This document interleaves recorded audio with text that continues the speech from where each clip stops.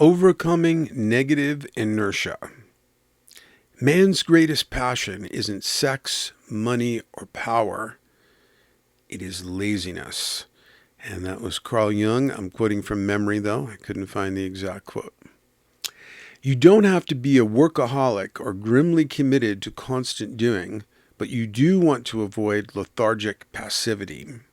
Getting to work with intensity is usually much more fulfilling than a life of postponement and negative inertia.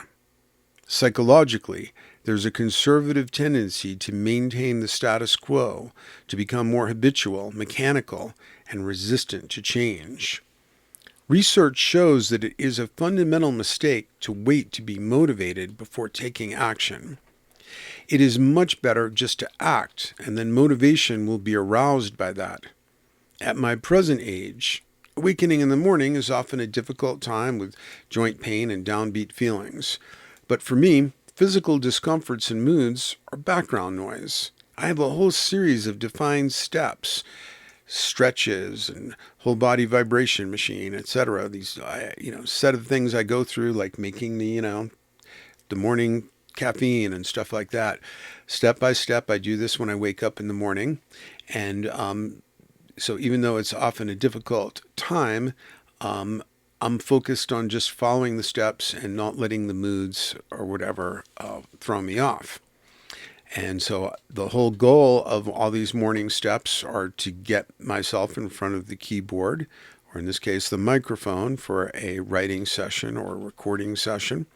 And once I get going with my creative session, all the lethargic morning funk quickly evaporates, as it's overpowered by the fire of meaningful action. As it says in the ancient yoga aphorisms of Patanjali, energy is like a muscle.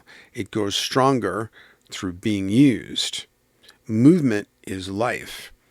The answer to lethargy, depressed moods, etc., these are all yin states as compared to yang, active, fiery states. So the way to deal with them is to get up and take positive action with anything from mundane tasks to your greatest demons, to your greatest dreams, I should say. Or you could say daemons. Consider this an auspicious time to overcome inertia with useful action. To understand, so there is a momentum, this is from that card, in the trajectory of your life that is crucial to work with intelligently. Each of our lives is a trajectory between birth and death in which energy and change are constantly at work, so that we are always in motion. Sports contests and political campaigns are frequently evaluated in terms of which player, team, candidate, or political party is gaining or losing momentum. As entities in motion, our lives are greatly affected by momentum. If someone is powerfully moving along a particular trajectory, positive or negative, they are likely to keep moving on that trajectory unless deflected by a more powerful force. And that comes right out of classical Newtonian physics, like a body in motion will remain in motion unless another force, etc. An addiction, positive or negative, is an obvious example of a powerful trajectory. If someone has been smoking cigarettes for 20 years, it is highly likely that tomorrow they will be smoking cigarettes. To change the momentum of a deeply ingrained addiction, such as cigarette smoking, would take a powerful deflecting force. The force could be internal, such as a massive act of will to break the habit, or it could be external, such as being thrown into some sort of survival situation where cigarettes are not available. Positive addictions also build momentum. And here is a key principle. I should have added this to the card. I guess I will when I get done recording. But research shows one of the biggest mistakes you can make is to think you have to be motivated to take action. No. Take action, and then the motivation follows. Like before I start writing, because of all the morning funk I told you about, I may not feel motivated. I may feel like, I'm washed up and, there's nothing left or this kind of thing if I were to take such feelings seriously. But once I get started doing it, then it quickly catches fire. So now let's see if I can find my place here. For example, I have a positive addiction to aerobic exercise. The runner's high, wherein endorphins flood the brain, is highly rewarding and addictive. I've been doing aerobic workouts for the last 20 days in a row. So on that 21st day, I'm very likely to work out as well.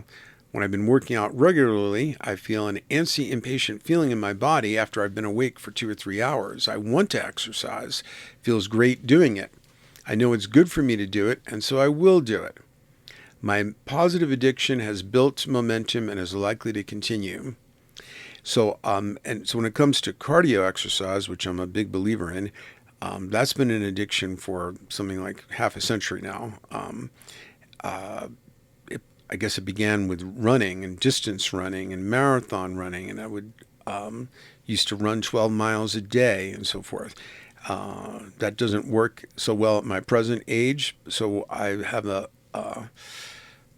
gym quality elliptical trainer in my basement, and where is it? It's in my home theater.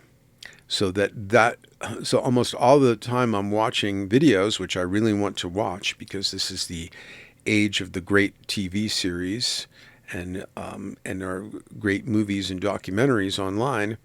That's how I'm exercising. I don't have to drive to a gym and change into different clothes and do all that kind of thing, though that can be a great motivating thing because you have a social aspect of going to a gym or something like that. But I've made it so that it is you exercise in a way that is enjoyable for you. Now, it's not necessarily enjoyable starting out if you're not used to doing it, but since I am used to doing it, that's one of the highlights of the day. And it's much more exciting and engaging to watch like an action movie or something, or a very kinetic movie if I'm on the elliptical trainer, so that in a case where I'm watching something with a friend, it feels like, wow, why aren't I moving? Why am I sitting here like a couch potato?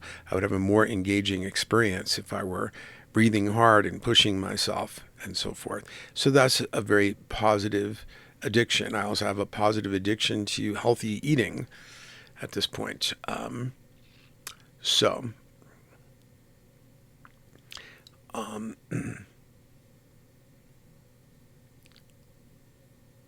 My positive addiction has built momentum and is likely to continue, but that momentum can be broken by inner or outer causes. For example, I might have a mood swing that causes me to lose interest in working out, an inner cause, but that would have to be a big mood swing, like I'm just distraught about something, because basically if I'm in a funky mood, cardio is the best drug to immediately turn that around. Or there might be a viral bug that affects many of the people in my vicinity, including me. Would be another outer cause. If I have a fever, I'm obviously not going to do it. If I take several days off from aerobic workouts, the momentum of my positive addiction stalls. To regain that momentum will take an intervention, a deflection, because the new momentum is toward not working out. Each day that goes by that I do not work out strengthens the negative momentum, the stagnation, and the deconditioning effect of not exercising. I'm not using it, therefore I'm losing it. My new homeostasis, my new equilibrium, physiologically and psychologically, is that of a sedentary person. To break that negative momentum, the inertia of stagnation, and regain the lost momentum of my positive addiction, I need a turning point, the first comeback workout. That workout may be highly counter-enthusiastic. I will likely feel sluggish and will have feelings and thoughts of regret that I let myself go. I may not get any runner's high and may have to force myself through an act of will to get the workout started.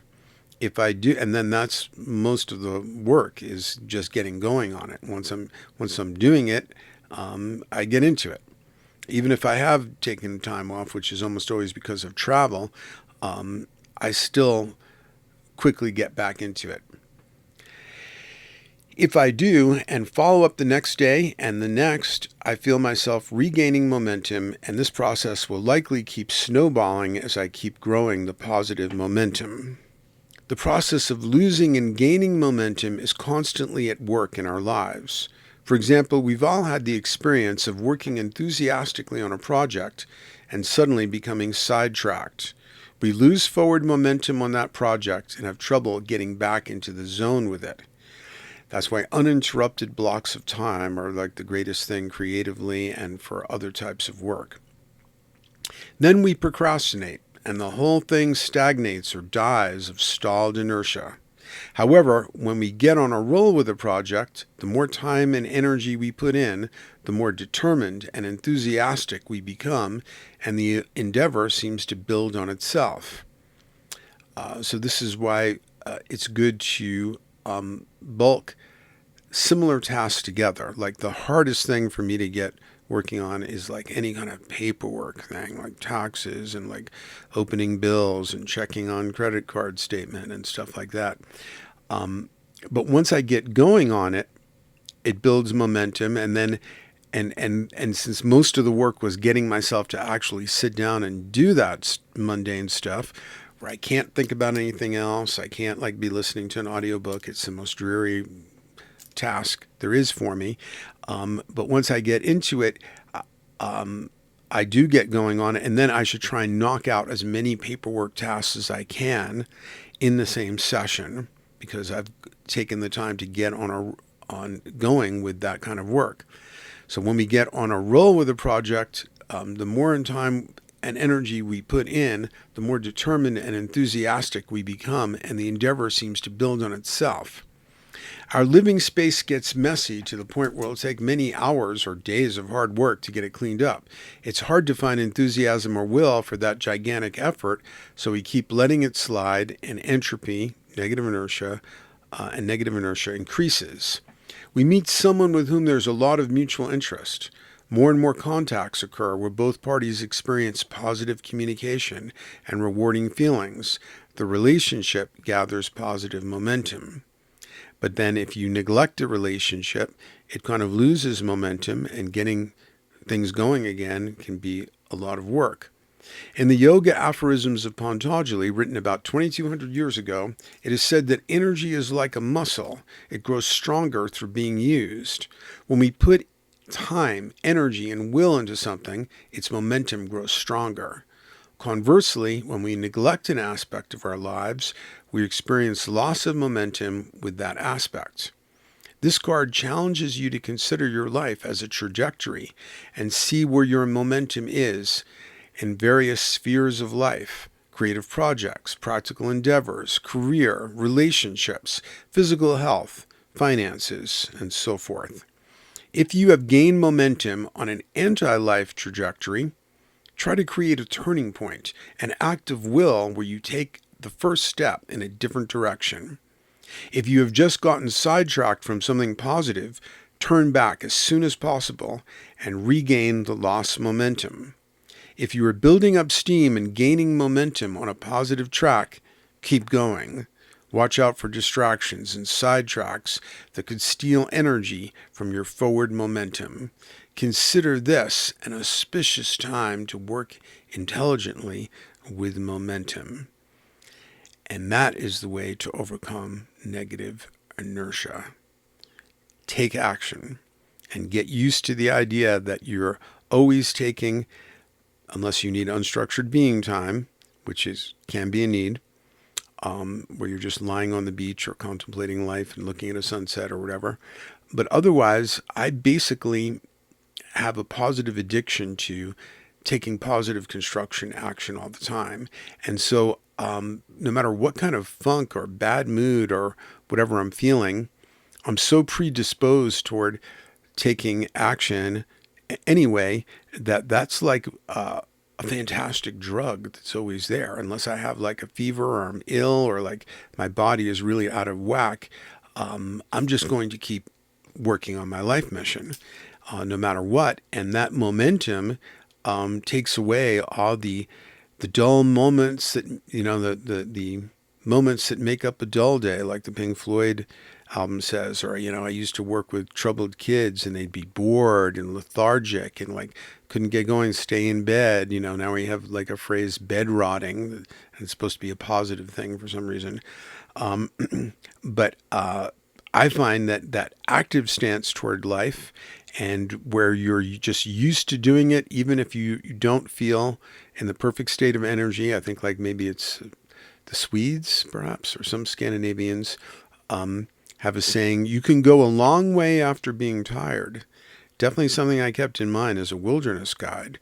You can push through tiredness, and now your energy and your will grows stronger because you worked through that funkiness and that lack of energy, and learned that you can keep taking action even though you're in a bad mood or not well rested, and that kind of thing. So I found, for example, days after I've had insomnia and have not had enough sleep, often some of the most productive days, because I know that, like, because I'm tired and I know it's going to screw up my sleep schedule even more to try and like sleep in the middle of the day.